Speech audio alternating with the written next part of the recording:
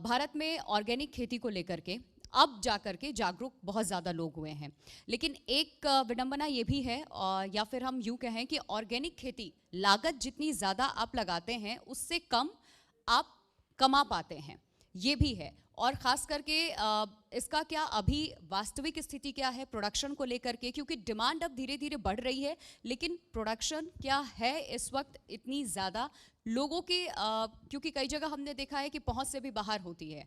Organic products आप use कर रहे हैं, उसके लिए लोगों को आप जागरूक भी कर रहे हैं, लोग इस ओर जा भी रहे हैं, लेकिन इस वक्त ऑर्गेनिक फार्मिंग कितना स्ट्रांगली आगे बढ़ रहा है?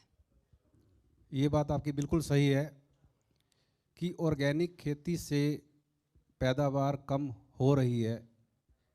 मैं आपको करेक्ट करना चाहूँगा कि करेक्ट हो रही थी, क्योंकि अब जो नए तरह के कल्चर आ गए हैं या जितनी अवेयरनेस हुई है प्रोडक्ट को कैसे इस्तेमाल करना है, पहले पता ही नहीं होता था कि हमें प्रोडक्ट को इस्तेमाल ही कैसे करना है। जब से हमारी ये मोदी सरकार आई है, इन्होंने भी काफ़ी अवेयरनेस की है। अभी कृषि मंत्री जी ने भी ऑर्गेनिक फार्मिंग के बारे में बताया कि बड़ी बड़ी स्कीमें लेके आ रहे हैं, लेकिन हम तो इस इंडस्ट्री के साल पिछले 22 सालों से जुड़े हुए हैं। हमें इनको बिल्कुल बारीकी से जाना है कि किसान के पास जब हम जाते थे उसको कहते थे कि आप इसको डालो।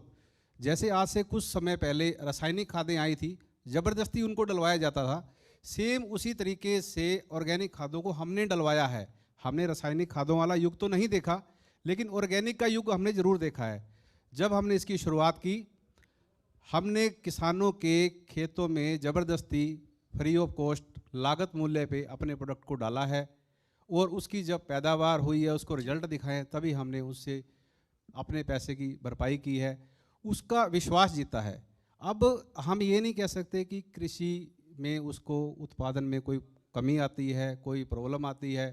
हाँ, ये ज़रूर है कि वो किस कंपनी का प्रोडक्ट खरीदता है, कैसा प्रोडक्ट खरीद रहा है, वो उसके ऊपर डिपेंड करता है।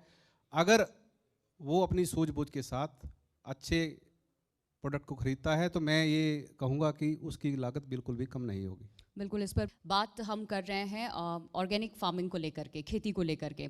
तो इसको आगे कैसे आप बढ़ा रहे हैं, क्योंकि कृषि मंत्री भी हमारे साथ मौजूद हैं। अब इस ओर हम ध्यान भी दे रहे हैं कि आपको अच्छी चीज़ें मिलेंगी, आप सेहतमंद रहेंगे, ऑर्गेनिक फार्मिंग की तरह आप बढ़िए।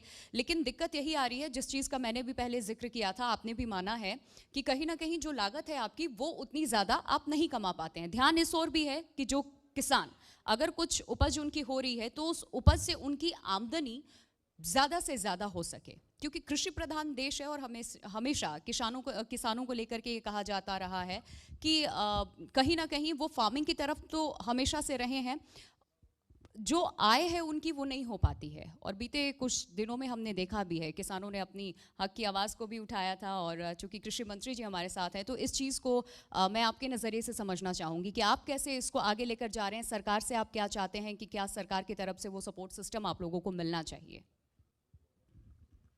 मैं आपके माध्यम से ये बात कहना चाहूँगा कि हम लोगों को फर्टिलाइज़र और पेस्टिसाइड की तरह ट्रीट ना किया जाए, क्योंकि ये हमारी इंडस्ट्री के लिए बहुत बड़ी रुकावट है। बायो फर्टिलाइज़र को पेस्टिसाइड या फर्टिलाइज़र के नज़रिए से उसी एक्ट के तहत देखना इंडस्ट्री के लिए बहुत ही पीड़ादायक मैं कहूँगा कि है, क्योंकि वो चीज़ें हम लोगों के लिए करना उचित नहीं है। जैसे कि मैं आपको बताना चाहूँ कि हमारा जो बायो फर्टिलाइज़र होता है उसकी एक शेल्फ लाइफ होती है 6 मंथ या 1 साल। अब फर्टिलाइज़र एक्ट की बात करें तो उसके लिए हमें जिस स्टेट में अपने प्रोडक्ट को बेचना है वहाँ पे हमें अपने गोडाउन मैंडेटरी होते हैं कि आपको अपने प्रोडक्ट को बना के वहाँ पे रखना है। फिर उस स्टेट के हिसाब से आपको पूरी मॉनिटरिंग, जैसे डीएपी यूरिया के लिए की जाती है, सेम ही हमें ट्रीट किया जा सकता है। इतने में क्या होता है कि हमारा एक तो लागत मूल्य बढ़ जाता है, क्योंकि हमें उसको बना के वहाँ पे रखना, फिर वो एक्सपायर हो जाता है, फिर उसको हमारी जो वैल्यू जीरो हो जाती है प्रोडक्ट की, बैक्टीरिया जब मर जाता है तो इसका जो भार है ले दे के किसान के ऊपर ही पड़ता है सीधा सा। दूसरा क्या है कि हम लोगों की इन्वेंट्री बहुत बढ़ जाती है। तो कुछ चीज़ें ऐसी है जैसे कि हमारी परमिशन लेने की प्रक्रिया है, हमें किसी स्टेट में जाके अपने प्रोडक्ट को बेचना है तो हमें पूरे के पूरे रूल फर्टिलाइज़र या पेस्टिसाइड के तहत ही करने पड़ते हैं। जहाँ तक हमारा बायो पेस्टिसाइड का एक सेगमेंट है, जैसे ट्राइकोडर्मा, सूडोमोनास, ये बहुत अच्छे एक फंगल हैं। इसका प्रोसेस बहुत ही लंबा है। इसकी एक परमिशन लेने के लिए हम लोगों को 25 से 30 लाख रुपए का खर्चा उठाना पड़ता है। उसके लिए हमें बहुत समय भी ख़राब करना पड़ता है। और मैं कहूँगा कि ये बहुत ही एक ब्रेकर है हमारे लिए, किसानों के लिए भी ब्रेकर है। तो इसको थोड़ा सा अगर सहज कर दिया जाए तो इस इंडस्ट्री में बहुत ज़्यादा स्कोप भी है, और किसान की जो हमने आय को कैसे बढ़ाया जाए, कैसे दुगना किया जाए, उसमें हम बहुत जल्दी कदम बढ़ा सकते हैं। क्योंकि जितना पेस्टिसाइड इस्तेमाल करते हैं उससे बीमारियां भी फैलती हैं। आप देखते हैं कि हमारे यहाँ कैंसर भी बहुत ज़्यादा फैल रहा है, तरह तरह की बीमारियां फैल रही हैं।